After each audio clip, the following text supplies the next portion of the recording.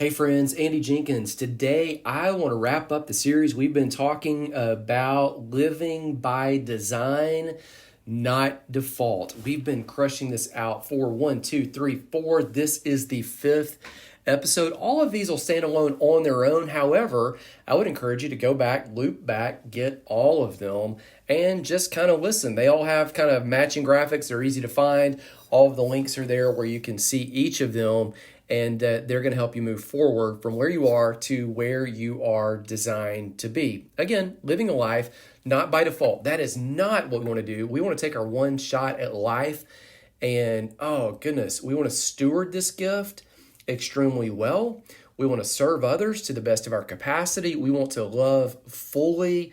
We want to live a life that matters. Again, by design, not default. And I was thinking about this phrase that I think we brought it up in the first week. You know, so many of us, we spend more time determining what we're going to wear on a certain day than what we're going to do with the hours and moments that filled that same day. And you think about it, if I ask you, if I just said, hey, what's more important? Is it more important the shoes that you have on all the days of your life? Or is it more important the pants or the t-shirts, whatever? I've got the Donut Love shirt on right now. It's one of my favorite shirts. Got it in Destin a couple years ago, and we took my mom down there for her birthday.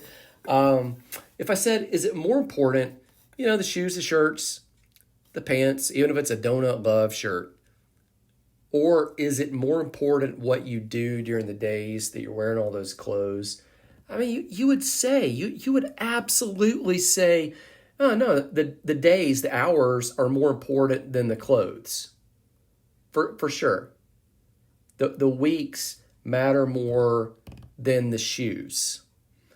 The days with family and friends and doing the things that I'm called to do matter more than what pair of pants I had on. Yet then you look at where our time and energy and all of this focus, I mean, we have entire shopping malls dedicated to, no complaint by me, by the way, shopping malls dedicated to clothes and shoes and fashion. We don't have a whole lot of magazines dedicated to like, hey, let's show you how to live your best life and live something that matters. You see? And so what we're trying to do is like midway through the year, right now, we're in the summer, we're kind of in that topsy-turvy, no schedules, really working the right way because it just doesn't. Kids are out of school, yet when I was growing up, when we were out of school, we were out of school. We just didn't do anything all day. We played. Man, we went to friends' house. We swam. We went on vacation. Now they got like all these school sports and activities and all this kind of, So life's kind of flipped out of schedule right now. And we're halfway through the year.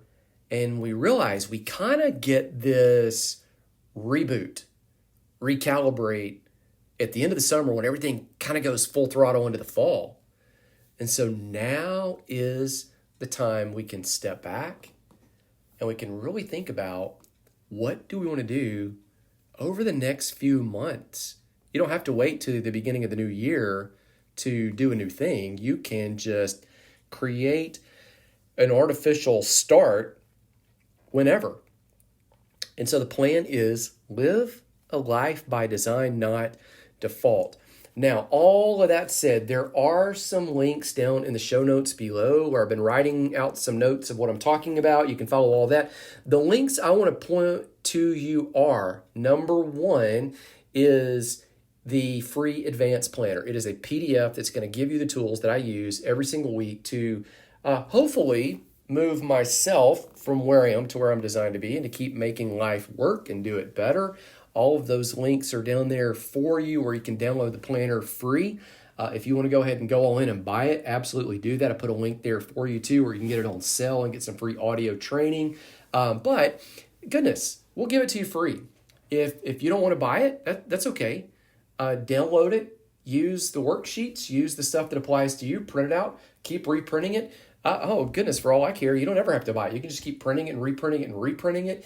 Unless you're using one of those fancy schmancy binders like you get at Staples or Office Max that have, I've got some, they have the different, I think TUL is the brand, and you got the fancy paper. I'm telling you this, it will be cheaper, unless you got a propensity to use that kind of stuff, it'll be cheaper for you just to buy the hardback below. All right, so that just kind of fair warning on that for you. But goodness, we just want you to have the tool, whatever that looks like. I've also got a book, $5. It's down in the link at the show notes below. And then there is the advanced event that we're talking about, rebooting. All of that, again, down in the links at the show notes there below. All right, let me talk about you today. The reality is, in order for us to move our dreams forward and to live by design instead of by default, we have got to constantly work on ourselves.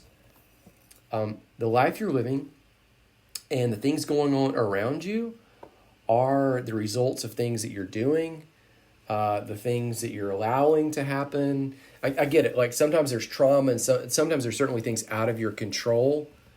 But even after those things are over, you and I have to take responsibility, even of those negative things, for moving forward. And so at some point, we've got to discuss you, me, meaning we got to look at the person in the mirror. Like, the old Michael Jackson song back from, when was this? 1987, 1988. I'm starting with the man in the mirror. I'm asking him to change. So 3 things that I want to highlight to you about you. Number 1, 3 buckets today. 3. I've been doing that through this whole series. Number 1 is you've got to learn to live from the inside out, not from the outside in. If you are always scanning the universe, looking for clues as to how things are going to go, man, it's like letting the weather determine how your day's going to be. Now, does it affect you if it's raining outside or if it's a sunny day or if it's an overcast day or, whatever it is? Yeah, absolutely. It would be foolish to say the weather does not affect what we do that day. It does. If you were going to go to the park, you might not be able to go to the park because of the weather. If you were going to wear, little cute sundress, you might not be able to wear that because now you got to wear rain boots. You got to put on a heavy coat because it's snowing outside. Like the weather affects you, but the weather does not control you. Now, same thing in life. What's going on in the environment around you? What other people are doing? The political climate, the relational climate, financial market. Those things are real. The housing market. All that's real. It affects you.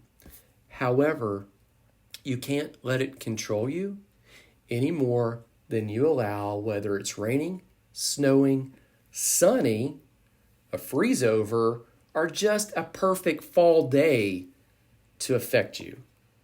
Sometimes it's easier to navigate, sometimes it's harder, more difficult, but the weather doesn't get to decide. You've got to learn to live from the inside out. In the letters of John, he says, I pray that it all goes well with you and you prosper and are in good health to the degree that your soul prospers. It's almost like he nails it right there. It says, to the degree that you prosper inside the soul, meaning your mind, your emotions. To the degree that you prosper inside, that's going to affect so much more. So here's what I'm saying.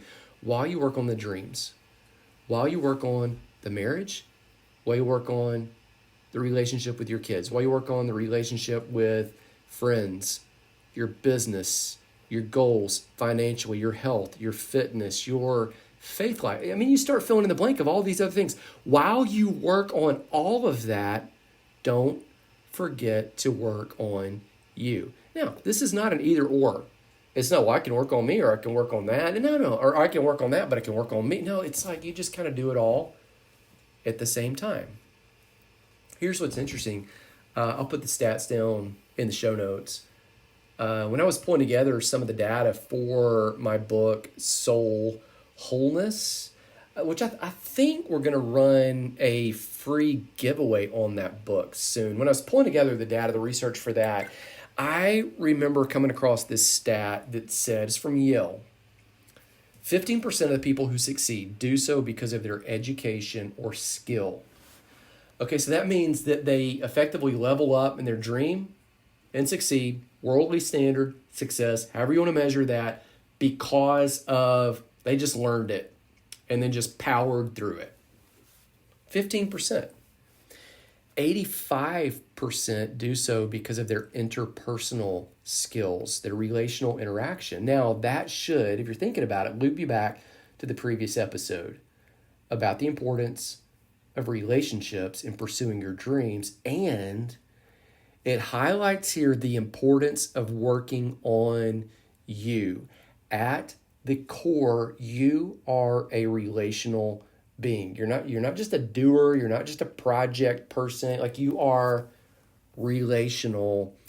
85% of success, according to, again, I get it, one study at Yale. Okay, so it is a needle in a haystack of all the studies that have been done in human history, but I think this one's accurate. Most of the people who succeed do so because of their interpersonal skill, work on you, and begin living from the inside out.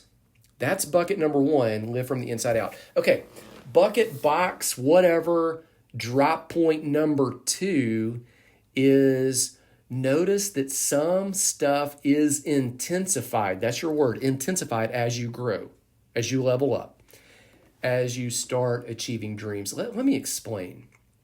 And this is why you got to work on you. I remember being in a home-based business. We were selling essential oils and supplements and, personal nutrition products. And I remember every now and then the phrase would come up. Somebody would level up. They start crushing it in business. I mean, to the extent that at one point in their life, they were a $30,000 a year person, and now they're making $30,000 a month person. I mean, it's life-changing sums of money, right? And you'd hear this phrase, success just changed them. It went to their head. I remember hearing that phrase multiple times.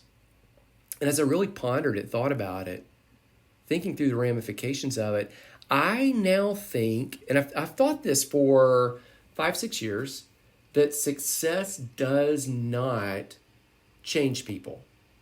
Okay, let me say it again. Success does not change people. Here's what it does. It actually reveals who people actually are when the artificial constraints of a lack of free time and a lack of money and a lack of being able to do whatever you want to do without people pushing you down, correcting you, or saying anything because now you're, quote, more successful than them. It amplifies all of those things once those constraints are gone. And so here's what I would say. Success intensifies. Constraints are gone. It highlights your idiosyncrasies. It highlights your issues. It highlights the incredible uniqueness that you have. Okay, let me walk you through each of those. It intensifies your idiosyncrasies. Those are the odd but morally neutral attributes that make you who you are. I'll give you an example. Several years ago in home-based business, there was a guy, a phenomenal guy. His name was Scott. He was a chiropractor.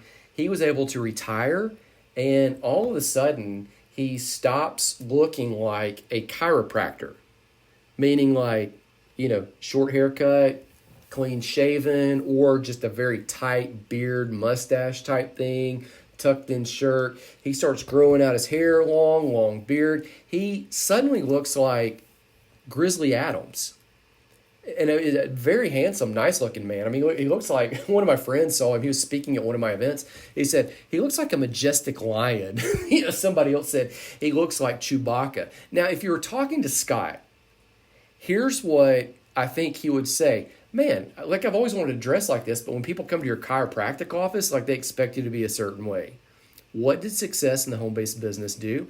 It made it to where he no longer had to show up to work every day wearing a white coat as a chiropractor and look a certain way. It removed those artificial constraints. Now, if he wanted to look like Chewbacca or a majestic lion, he could. Success will highlight your idiosyncrasies, your morally neutral attributes, which I would say, man, this is some of the best parts about you. It is what makes us so unique. It's where the parts of your personality really come out. As you begin achieving those dreams, man, you're going to gain more confidence. You're going to see more and more of that. Here's what success also intensifies: your incredible uniqueness. Making all these be with I. Incredible uniqueness. Years ago, I had a friend named Chase. He was in the same industry, and all of a sudden, he had free time. He was no longer doing some of the design work that he was doing. He started. I say it like this. I told him, I said, man, I think natural disasters are your hobby now. Because every time there was a major disaster, he would travel there and help the people. So when the earthquakes hit Nepal, a lot of people overlooked it because it's a really hard place to get to. This happened about 5-6 years ago. He was there. He went on a humanitarian mission to go help rebuild Nepal. I remember when this hurricane came through the Houston area, I saw on the news, the newscaster was there, and you could see in the back of a semi-truck, a tractor trailer, the trailer, there he is kind of walking up into the trailer and then walking out carrying some supplies. And I was like, what? No. I texted him, like, you're on the news. He's like, what? I'm like, yeah, you're in the background of this newscaster. Here's what it did. The artificial constraints of having to show up at a 9-to-5 job, once he had success business-wise, and I know these are all business examples, but it applies everywhere, that barrier was gone. And so suddenly it revealed him for who he is. Who is he? He is a servant that is going to meet people at their deepest point of need, especially when there is extreme need because something major has occurred. You know, I remember one day we were doing an advance event, and we'd gotten there early, and probably 15 or 20 of us went to eat lunch at this steakhouse. It was probably $30, $40 a plate by the time we ate, you know, drink, appetizers, everything. And when it came time for the bill, we're all getting out our wallets, and the waiter walks in. We're in this little private dining room they have at this great restaurant, and he says it's already been taken care of. And we're like, what? He says, it's already handled. Now, nobody would fess up. I figured out who it was. And the guy that paid for it was a gentleman who used to make about $50,000 a year. Now, due to some business success, he was making that much a month. The success didn't go to his head in the sense of like, oh, now this guy's like buying flashy cars. Now this guy's like just, you know, throwing out money on crazy stuff. Like, he was always generous. Being generous when you make $50,000 a year, though, it looks like buying somebody's coffee, maybe. Being generous in those moments looks like, hey, yeah, man, hey, look, I got lunch this time.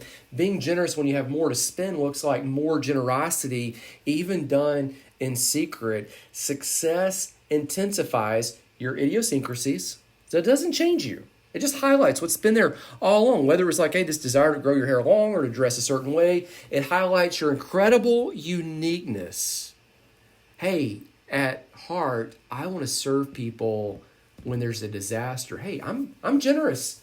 I'm going to give away money. Like, I'm going to take care of people's needs. It also highlights your issues, your insecurities, the things that you need to work on. Okay, so a lot of people use their success, outward success, to cover up all that internal junk that they needed to work on all along. They didn't work on it because they forgot that while you're pursuing these external dreams, thriving marriage, Yeah, bolstering business, relationships, friendships, weight loss, fitness, health, whatever it is, while you're pursuing all of that external stuff, you want to make sure that you don't forget about the inside of you. You see? There's this incredible person on the inside of you that you need to nurture. Ephesians 2, 8 through 10. It's a verse we talk about a lot here on the podcast. It says the grace saves you, and it also empowers you to walk into a destiny and a purpose that God foreordained before time began that only you can fulfill. Grace does that. It's there inside of you, waiting to come out, waiting to be revealed to all of us. Psalms 139:13, David says that God intentionally created him when he was in his mother's womb. He presumably did the same for you. Jeremiah 1:5. Not only did God create Jeremiah, that's what that verse says, but he says that God set me apart from my mother's womb. Presumably, he set you apart for a specific task as well. Isaiah 44:24 says that God did this. He called us before time began, before he stretched the heavens into the sky. And then Galatians 1:15, Paul reminds us that God set him and us apart from the time we were born. Even though God knew that Paul would persecute the church before he ultimately found his calling, God also knew that you would blunder, that you would fail, that you would mess up, you would misstep, that I would falter, flounder, and then eventually find my way as well until you and I stepped into our calling. He doesn't hold that against us. He knew that before he even called us.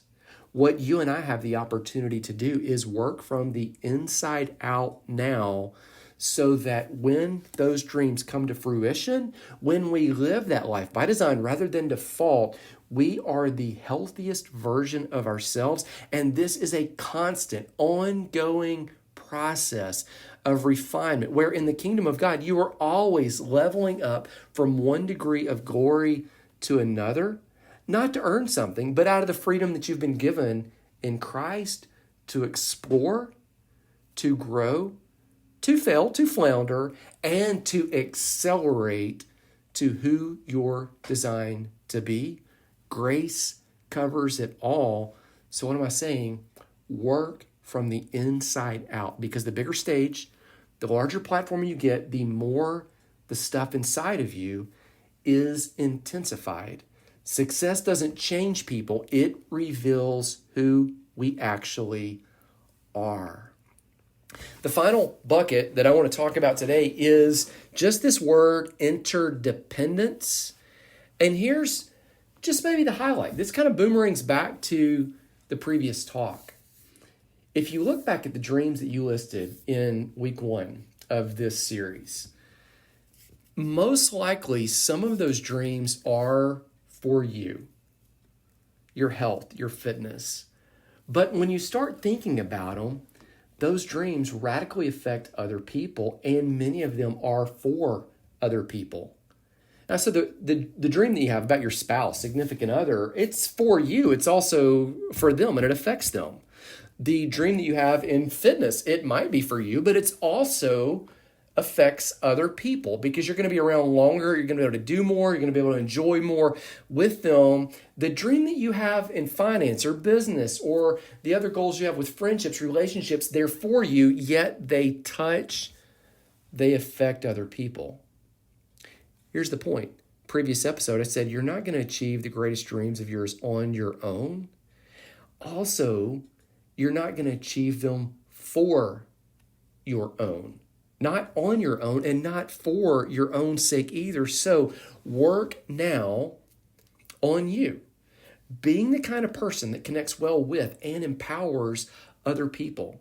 Be sure that you have the right bus, the right kind of people. Again, previous episode of those coming alongside of you, those that you're coming alongside with, to encourage, to equip, to empower, to be what they are also designed to be. Here's my prayer as I close it down. Take a look at the show notes, the links, they're all there for you. In the next episode, we will shift gears. Not even sure what we're going to be talking about yet. However, my prayer for you at this point is that the Lord would bless you, He'd keep you, He'd be gracious and shine intense, radical favor upon you, as has been happening for you from before time began. Because the one that has now created you, called you a long, long time ago. He crafted you in your mother's womb for a purpose now. He's ordained the days of your life. He called you and set you apart from birth, knowing the mistakes, the missteps, the blunders that you'd make. He redeems them, resets it. Grace covers it. Grace empowers you to still be everything that you were designed to be. With the addition of now, you can use the grace and the message of the blunders to empower others and to encourage them forward as well. Grace, peace, I'll see you in the next episode.